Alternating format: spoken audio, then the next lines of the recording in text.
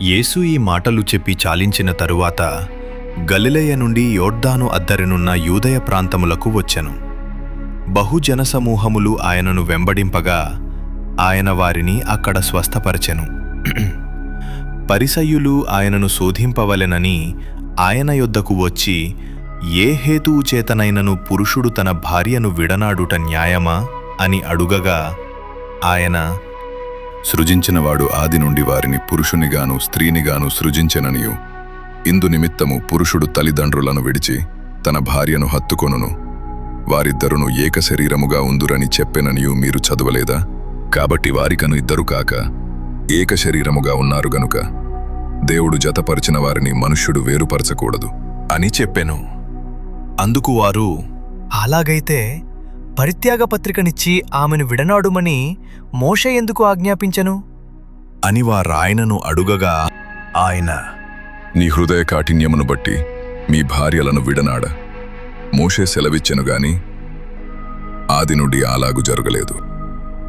మరియు వ్యభిచారము నిమిత్తమే తప్ప తన భార్యను విడనాడి మరియొకతెను పెండ్లి చేసుకొనువాడు వ్యభిచారము చేయుచున్నాడనియు, విడనాడబడిన దానిని పెండ్లి చేసుకొనువాడు వ్యభిచారము చేయుచున్నాడనియు మీతో చెప్పుచున్నాను అని వారితో అనెను. ఆయన శిష్యులు, భార్యాభర్తలకుండు సంబంధము ఇట్టిదైతే పెండ్లి చేసుకొనుట యుక్తము కాదు అని ఆయనతో చెప్పిరి.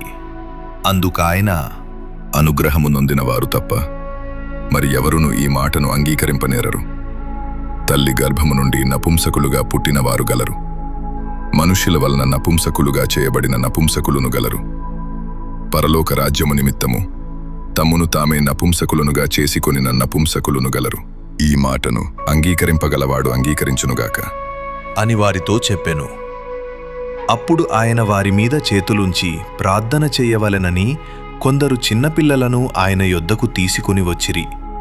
ఆయన శిష్యులు తీసుకొని వచ్చిన వారిని గద్దింపగా యేసు, చిన్నపిల్లలను అటంకపరచక వారిని నా యొద్దకు రానియుడి, పరలోక రాజ్యము ఈలాటి వారిది అని వారితో చెప్పి వారి మీద చేతులుంచి అక్కడ నుంచి లేచిపోయెను.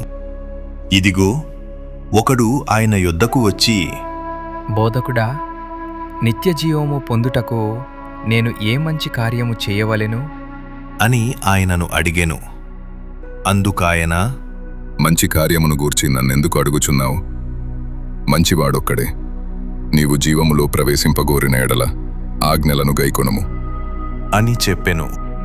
అతడు, ఏ ఆజ్ఞలు అని ఆయనను అడుగగా యేసు, నరహత్య చేయవద్దు, వ్యభిచరింపవద్దు, దొంగిలవద్దు, అబద్ధ సాక్ష్యము పలుకవద్దు, తల్లిదండ్రులను సన్మానింపుము, నిన్ను వలె నీ పొరుగువానిని ప్రేమింపవలెను అనునవియే అని చెప్పెను.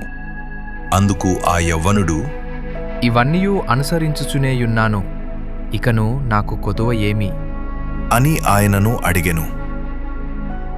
అందుకు యేసు, నీవు పరిపూర్ణుడవగుటకు కోరిన ఎడల పోయి నీ ఆస్తిని అమ్మి బీదలకిమ్ము, అప్పుడు పరలోకమందు నీకు ధనము కలుగును. నీవు వచ్చి నన్ను వెంబడించుము అని అతనితో చెప్పెను. అయితే ఆ యవ్వనుడు మిగుల ఆస్తిగలవాడు గనుక ఆ మాట విని వ్యసనపడుచూ వెళ్ళిపోయెను. యేసు తన శిష్యులను చూచి, ధనవంతుడు పరలోక రాజ్యములో ప్రవేశించుట దుర్లభము అని మీతో నిశ్చయముగా చెప్పుచున్నాను. ఇదిగాక ధనవంతుడు పరలోక రాజ్యములో ప్రవేశించుట కంటే సూదిబెజ్జములో ఒంటె దూరుడ సులభమని మీతో చెప్పుచున్నాను అనెను.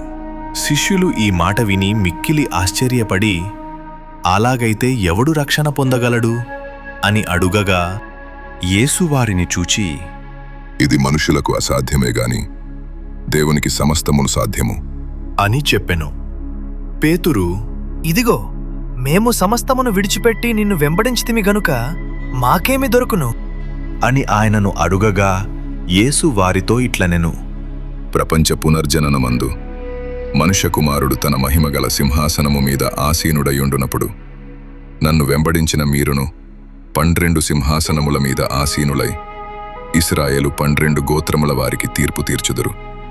నా నామము నిమిత్తము అన్నదమ్ములనైనను, అక్కచెల్లెండ్రనైనను, తండ్రినైనను, తల్లినైనను, పిల్లలనైనను, భూములనైనను, ఇండ్లనైనను, విడిచిపెట్టిన ప్రతివాడును 100 రెట్లు పొందును.